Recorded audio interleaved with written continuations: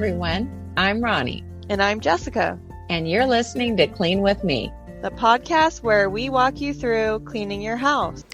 Hey everybody, this is Jessica, and today we're going to do a living room and bedroom, your worst bedroom or your bedroom, master bedroom. And let's go ahead and get started. First thing I want you guys to do is get ready for your clean. So get ready for the day in some capacity. And sometimes we're going to go really hard on cleaning. We don't want to take a full-on shower or something because we want to do that after we clean. Completely understandable. But I like to get ready in some capacity, whether that's throwing my hair up in a bun, putting some comfy clothes on. And also something I've added to my routine, I talk about it often, is I've started just kind of walking outside, letting the sunlight hit me when I first wake up. And it increases my productivity because it's kind of telling my brain it's light outside, it's daytime. If you don't want to fully do that and let the sun hit you, at least open a window, let some sun in. It does the same thing, just tells your brain it's morning and helps with your productivity. And then I also like lighting candles. I feel like the smell of your house really helps set the scene, if you will. If your house smells clean, smells good, it puts a better taste in your mouth and you're more likely to clean. And if you're lighting a candle every time you're about to clean, it's going to put you in a cleaning mode. So let's get right to our cleaning session. Like I said, we're doing living room and bedroom, but we always start a cleaning session with laundry because I get behind on laundry really quickly. So if you're like me, definitely do a load of laundry. If you don't want to do a lot of folding today, maybe just do a load of towels or rags. They still need to be done. It's nice to throw them in whenever you're not super motivated. That way you're still productive, you're still getting stuff done, but you're giving yourself a little folding break, if you will. I'm super behind on laundry. I just did a bonus episode of a whole house clean, and one of the things I talked about is being behind on laundry and catching up on laundry because my husband's coming back from out of town, and something I got kind of lax about while he was gone was doing the insane amount of laundry loads a day that I usually do. And lo and behold, I am super behind and I have a couple days before he comes back. So definitely going to focus on laundry the first day. So let's go ahead and get that started. Once you're done with your laundry switch and you got those machines running, let's go ahead and do the living area. So I know a lot of you guys have babies and young children. I'm kind of out of the phase where I have a bunch of toys and baby gear in the living room, and I'm more in the phase of a bunch of cut up paper from my crafts that my 6-year-old is constantly doing phase, which is probably harder to clean. I don't know what's harder. They're both hard in their own ways, I guess you can say. But anyway, but those of you that are in baby mode, if you don't have kids, then just start picking up your living area, starting with trash. Start with one end of the room to the next, doing floor first, then surfaces, or vice versa, whatever you prefer. And just work from one end to the next, throwing away trash first, then going back and picking everything up, putting it away. And even if it's not necessarily trash, but you don't need it, want it, doesn't serve a purpose anymore, throw it away or donate it. But if you do have kids and maybe you have babies, let's go ahead and get any baby equipment, playpens out of the way so we can do a deep clean of the living area. If you have little babies that are the munching age and maybe they eat baby cereal or something in their playpens, or little things that they can pick up with their hands, maybe that needs to be cleaned out and vacuumed. Or maybe you just have the little tummy time mats and stuff like that need to get picked up and put away, or just put out of the way so that you can clean up the rest of the area and then go on with the regular pickup and decluttering like we usually do. And as always, if you have hot spots in your living area, maybe you have a bookshelf or some kind of shelving that accumulates stuff. Some people have shelves when they first walk into their house, so maybe you're coming in, you're throwing your keys, wallet, coins, a bunch of other miscellaneous stuff. I always have a dish on my bookshelf for coins because my husband has a habit of having a bunch of coins in his pocket and stuff and dumping it out on whatever surface is closest to him. So if I have a little coin jar or piggy bank or anything like that to catch the coins, he does put it in there because it's there, it's available, it's right when he walks in. But if there's nothing there, he'll just put the coins on the thing. And coins aren't a big deal, but if you see a problem, fix a problem, you know what I mean? And another issue I was having with my bookshelf was it was accumulating all these crinkled up papers, crafts, kitty cat projects. My daughter goes through a lot of crafts, especially during summer, and they all end up just stuffed on this bookshelf. So I was like, okay, we need a special folder area for crafts that's not right when you walk in. It's not just shoved on this bookshelf. That's more organized. So I got a couple of cheap file folder things that fit her crafts, and I've been putting them in there, the paper ones. And then I have one of those little pop-up cloth shelf things that go inside shelves, and I've been putting the crafts in there, and then I go through it every once in a while. But that way they're still there, but they look nice, they look organized. It's not completely visible. It doesn't just look like somebody crumpled up paper and threw it on a shelf. It's nicely organized in that little cloth drawer thing. And if you just listened to the bonus episode, this is going to be a bit of a repeat, but I did talk about my my safe, and I apologize if you just heard this. You can rewind, you can fast forward it, but basically, long story short, in case some of you already listened to the bonus, is my mom was joking with me last time she was here about my safe in my living room because I hate it. And I used to complain about it constantly. My husband put it there because, we both put it there. I did not want it. I don't know why he bought such a big safe. There's barely anything in it. So it's just this huge eyesore. It's not that big of a deal. It could be worse. I understand that. But when he first brought it home, I was just like, why did you buy that? Because he already had one that he welded, and it wasn't the most beautiful thing in the world, but it functioned as a safe, and it was in the bedroom, so it didn't matter. So he wanted to put it in the living room. I immediately was like, no, you put the safe in the living room in the old house. It was terrible. We're not doing that. So me and him both grabbed the dolly, and we tried to put it in the back room. I was too weak, and when we tried to turn a corner, it almost fell into the wall, taking me and the safe with it, and it would have crashed through to the other room, and we are renters, and that would have been a nightmare. So we quickly were like, no, this isn't going to happen. It's not possible. And we put it back in the living room, and it's been there ever since, and it will stay until we move again.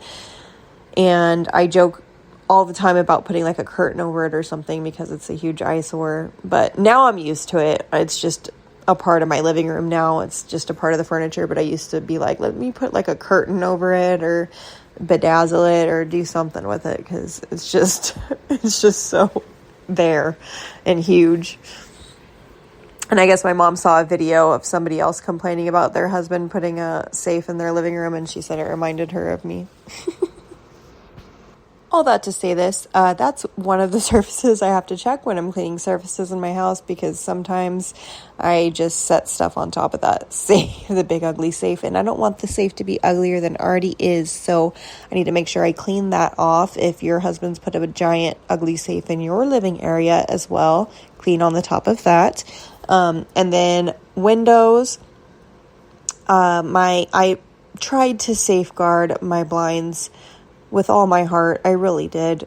And then my nephew, it's not 100% his fault, but he's 2, and when he was at the house, he did enjoy grabbing onto the blinds. My windows are low to the ground, and he would try to look outside at his mom when she'd walk out on the front porch, and a few are broken off, and it just looks terrible. During the day, I have the window open, but especially when my husband was gone, I didn't want my window open all the time and people just staring into my soul. So I'm definitely going to get a curtain and fix that.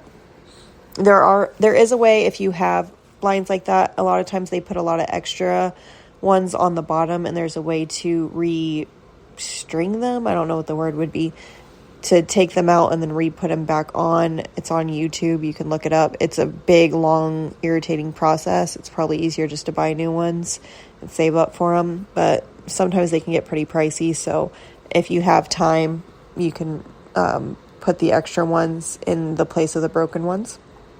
Or you could just get curtains, buy a cheap curtain rod and grab some curtains and just use those instead of the blinds.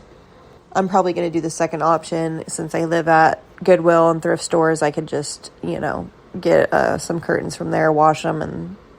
But when you're washing curtains, make sure you're washing them by itself and be careful that there's no residue on the washer. One time we washed some red curtains in my husband's old house, and it made he accidentally dyed a bunch of our clothes pink. I know that's kind of common sense to a lot of people, but we were in a hurry. We didn't think about the fact that the dye on these curtains, you don't wash curtains a lot, and if they've never been washed before, it's gonna bleed. So it bled all over his clothes. Poor thing had a bunch of pink clothes for a long time. So that's just a little PSA. But moving on, when I'm doing a deep clean of my living area, I like to fix my couch, make it nice and pretty, fix my pillows. But before I do that, I like to vacuum underneath the cushions, vacuum the cushions. I now have a couch cover that can go in the washer if need be, if at all possible, though. I don't want it to shrink too much, so I just try to do a vacuum and spot clean. I'll get some Resolve or carpet cleaner, and I'll just spot clean any spots on it. And also underneath my couch, if you can move your couch without hurting yourself, you can do that and just clean underneath it. I try to clean underneath it very often and regularly. That way it doesn't get out of hand. And I have hardwood floors, so I just get a broom typically if I don't want to move the entire couch, and I just do a little sweeping motion to get everything out from under it. And as I've mentioned before, you can buy guards for the bottom of your couch, or you can take the legs off if it's like an IKEA couch to make it flush with the floor. There's a lot of things you can do. If you have carpeting in your living area, it's probably not as big of an issue. But when you have hardwood floors or tile or something, things are rolling underneath the couch more often. Also, if you have any rugs that need to be vacuumed, picked up, so you can sweep and mop underneath it. I did have a rug. I had that white rug. That's no longer there because it was just more trouble than it was worth. I was constantly worrying about it getting dirty. But when I did have the rug, I would just pick it up, kind of brush it out because it's not really a big one. So I would just kind of shake it out, all the dust, do a sweep and mop. And then when everything dried, I'd put the rug back down. But it's just a lot easier to not have one. And when I do have one, I'd prefer to have a very big one that doesn't move around and it's heavier. So I think I'm just going to save up and get a heavy one that's not white. But if you do have a big one that's pretty heavy, and you could just pick up the corners, make sure you're sweeping underneath the edges of the rug, because a little bit of crumbs will probably get past the edges, and then do a vacuum of your rug, and then do a thorough sweep and mop of the rest of your living area, or a vacuum of the whole thing if it's carpeting. And then don't forget to wipe down surfaces and clean mirrors with glass cleaner and paper towels. Wipe it down as well as your windows, window sills, and wet dusting your blinds and other things in your living area. If you have little knickknacks and stuff that need to be dusted, shelving, decorations, go ahead and dust those. Okay, moving on to the bedroom. If you're still working on your living area, no worries, no judgment, just pause. Or you can clean along with me and just keep working on whatever area you're working on, but I'm going to move to the bedroom. And this is the bedroom that you're having the most trouble with. We're just going to do a straighten of the bedroom. If it's your kid's room that needs an overhaul, or your bedroom, whatever the case may be, let's go ahead and get right to it. Or you could do more than one, of course, but let's start with the worst one. And the first thing you want to do is go to the bed, which is the focal point of the room. Do you need to strip your bedding? Has it been a while since you've washed the sheets? I wash my sheets very often because I share a bed with my kids. So I don't really have to think about washing the sheets per se. But when I wasn't sharing a bed with them many moons ago, I usually did it about once a week. But if you just wash your sheets and you don't need to strip your bed, just make your bed, make it look nice and pretty, fix all the pillows and the blankets and stuff like that. And then let's move on to picking up. Some people like to start with the floor. Some people like to start with surfaces. I usually start with surfaces just because they're higher up, closer to me. I'll throw away all the trash first, then start from one end and work my way to the rest of the room, just putting stuff away and making sure to get rid of or throw away things that don't serve me. Maybe I took off some clothes that didn't fit me right, or my kids are throwing clothes on the floor that don't fit them right and leaving them on dressers, whatever room I'm cleaning. Maybe they need to be donated or thrown away or put in a bag and, for a donation, like I said. So don't just keep things just to keep them. If it doesn't look like trash, but it's something that no longer serves you, let's go ahead and put that in a pile, and we're going to donate that and put it in a bag or throw it out. But anyway, just start working on clearing surfaces. And a lot of us have hot spots in our bedroom where we accumulate stuff, but we want the room that either our kids sleep in or we sleep in or even they play in to be clutter-free, stress-free, anxiety-free, because all that clutter or the place where you're resting at night or your kids are resting at night not being clean is going to cause a lot of stress. My kids will not play in their room if it is dirty. I've noticed they want to go to a different room of the house. And then they make the rest of my house dirtier when their room isn't clean. And then I have more work on my hands instead of it being contained in their bedroom. So regularly cleaning the kids' bedroom will in turn make less work for you, in my experience, because they'll actually want to play in their room. And same thing for you. If your room's cluttery and dirty and it's causing you anxiety and stress and you're looking at a bunch of clutter when you go to bed, then you're probably going to have trouble going to sleep. It's going to bother you. And even if it doesn't bother you on a surface level, subconsciously it is going to make it harder for you to relax. But that's okay, because we're going to take care of that very quickly. So once you're done picking up surfaces, let's go to the floor, throwing away all the trash, and then picking stuff up from one end to the next, just picking it up and putting it away. Again, if it's something that doesn't fit you anymore, no longer serves you, let's put it in a pile for donation or to get thrown away. And I've let my kids' room get pretty out of hand. I've even done a video about it. And the worst, they had brought pots and pans in there to hit like drums. There was just tons of miscellaneous junk in their room. And they did it quick. Like, they had dumped out their toy boxes. It looked bad. And I had been putting it off. It didn't take me long at all. It took me like 30, 45 minutes for a very built up cleaning of their bedroom. And that was with organizing their drawers, clothes, all of the above. It taking my sweet time. I had recorded it and it only took like 45 minutes. And that might seem like a long time, and it is for a bedroom, but it was like, I thought it was going to take me an entire day to clean this thing. It was rough. So if I could clean that bad of a mess in 45 minutes, not even trying to go fast, I promise you can clean any whatever the size of the mess you're looking at right now, you can get it done, and get it done in under an hour and make it look spick and span perfect. Now, I know that because I can't really talk about organizing a room I've done organizational episodes, don't get me wrong, but when it comes to cleaning your room, there's only so many things I can talk about, but that's not saying you need to get it done in that amount of time. I understand that everybody's rooms are a different level of cluttered or whatever, because it depends on what room you're doing, how much time you spend in it, how bad you've let it get, or how often you've been cleaning it, how busy you've been. There's a lot of factors, right? And so there's absolutely no judgment. Like I said, I've let my kids' room get pretty bad. I've let my closet and my clothes get really bad. I just recently reorganized it. So been there, done that. And still doing it.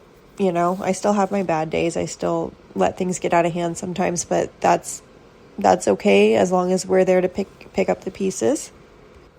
So once you're done picking up, don't forget to wipe down the surfaces. Make sure that your drawers are organized and all that.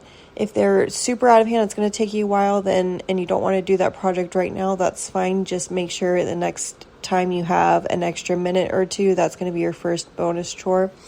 I have sliding glass doors, not sliding glass doors, just glass doors that open, windows, to the backyard. So those I like to clean with glass cleaner, wipe them down. Any mirrors in your room, you can wipe them down and clean. If you have carpet in your bedroom, a lot of people have carpets in just their rooms. I don't, but if you do have a carpet or rug or something in your bedroom, you can take some carpet cleaner after you do a vacuum and just spot clean and scrub the spots. Same thing with a rug. And if you have hardwood floors, you can do a thorough sweep and mop. I like to use my steam mop in the bedrooms especially. So I hope you guys got a lot done. I hope your living room and bedroom are clean. If you're still working on your bedroom, just keep working on that. If you still have momentum, you want to clean more of the room, check out our bonus episodes. A lot of times they're longer, a little bit more personal than the everyday episodes. We still, of course, put a lot of our meat in our everyday episodes, but these are just going a little step further, a little bit more what's going on in our lives, a little bit more whole house cleaning, that kind of thing. So be sure to check it out. The link will be in the description. And don't forget to check on the laundry load that we put in earlier. You might still need a few more minutes on that, but whenever it's done, set a timer for 10 more minutes, go check, and then do a laundry switch, or 15 depending on how long your washer and dryer is, and then kick back, put your feet up, and maybe listen to a podcast about laundry, or watch your favorite TV show, whatever the case may be, and fold and put away those clothes. So thank you guys so much for listening. I hope you got a lot done. I hope you continue to get a lot done. And as always, happy cleaning, guys.